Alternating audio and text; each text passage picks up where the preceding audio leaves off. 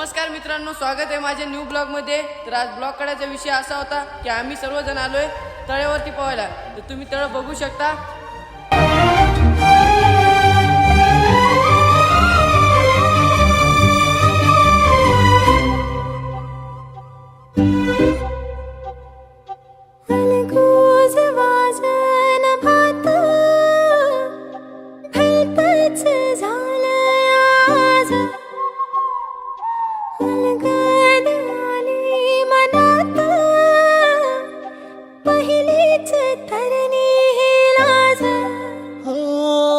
झन्नानल काळजा मंदी अन हत्ता मंदी हात आलं जी सैरा हट्टी झालं जी